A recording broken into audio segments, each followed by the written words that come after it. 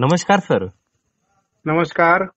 हो सर, तुम्ही ज्याप्रमाणे सांगितलेले आहे, दिलेली जी तारीख आहे सर, त्याप्रमाणे अगदी महाराष्ट्रात चांगला पाऊस पडलेला आहे सर. तसेच काही भागात पूर परिस्थिती म्हणजे अतिवृष्टीसारखी देखील परिस्थिती आलेली आहे. नुकसान देखील पाहायला मिळालेलं आहे सर या पावसामुळे, आणि काही भरपूर शेतकऱ्यांना या पावसाचा दिलासा देखील मिळालेला आहे. पिकांना खूप मोठं जीवनदान मिळालेलं आहे. तर नक्कीच बरोबर आहे. आता इथून पुढील अंदाज कसा राहील? इथून पुढचा अंदाज म्हणजे महत्वाचं म्हणजे एक डिप्रेशन बंगालच्या उपसागरामध्ये तयार झालेला आहे आणि ह्या डिप्रेशनचा एक इतिहास आहे हा की सर. एक वादळ चीनच्या समुद्रात तयार झालेलं होतं आणि तिथून त्यांनी संपूर्ण म्यानमारचा भूभाग ओलांडून ते बंगालच्या उपसागरामध्ये त्याचा थोडा अंश आला आणि त्याच्यातून हे डिप्रेशन तयार झाल्यामुळे विफा नावाचं चक्रीवादळ म्हणून त्याला अजूनही त्या डिप्रेशनला संदर्भ जोडला जातोय.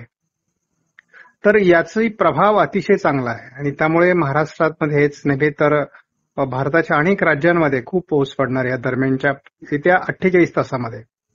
म्हणजे आज आपण जर बघितलं तर साधारण 26-27 तारखेला पावसात जोर राहील आणि 28 पासून मग थोडा पावसात जोर कमी व्हायला सुरुवात होईल. परंतु आपल्याला यापूर्वी असं वाटत होतं की ऑगस्टचा पहिला आठवडा असेल किंवा 28 ते 31 हे जुलैचे दिवस असतील, हे काही अंशांनी खंडात्मक जातील. परंतु असं दिसतंय की या काळातही स्थानिक वातावरण तयार होणार आहे आणि भाग बदलत पाऊस होणार आहे.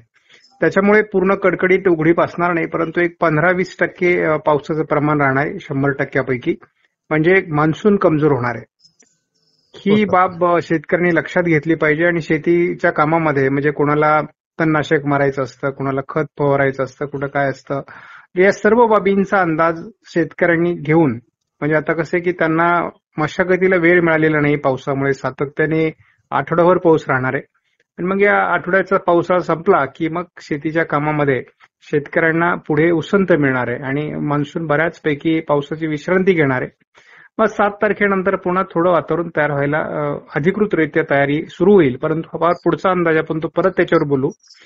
परंतु आता महत्वाची गोष्ट अशी आहे की जे जे विभाग पावसाचे अजूनही सुटलेले आहेत त्या सर्व विभागांना पुढील 48 तासामध्ये कव्हर करून पाऊस सर्वदूर महाराष्ट्रामध्ये पडणार आहे.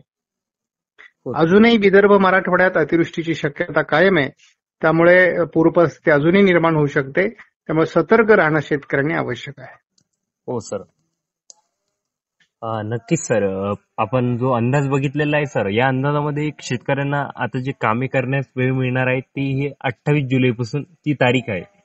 बरोबर आहे. म्हणजे पावसाचा जोर ओसरणार आहे आणि नक्कीच त्यानंतर देखील पाऊस पडणारच आहे, पण तो स्थानिक वातावरणाचा असणार आहे. म्हणजे त्यावेळेस शेतकरी आपली कामे करू शकतात. बरोबर आहे. हो सर.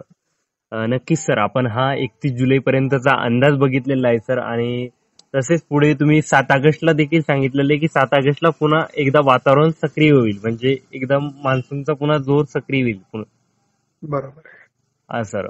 पण नक्कीच आपण 31 जुलैला अंदाज घेऊया सर आपला. आणि चालेल. आपला अंदाज सर हप्त्यातून एकदा येतोय, कधी कधी कदाचित दोनदा देखील येतोय. बरोबर आहे. हो सर. नक्कीच शेतकऱ्यांना मी सांगेल की मच्छिंद्र बांगर सरांचं चॅनल आहे, आपली शेती प्रयोगशाळा.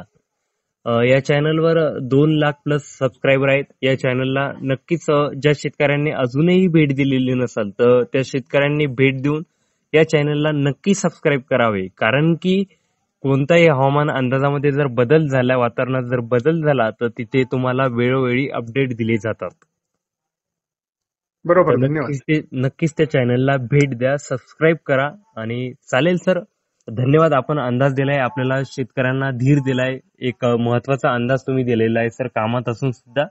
भेटूया पुढील अंदाजामध्ये. जय हिंद, जय महाराष्ट्र.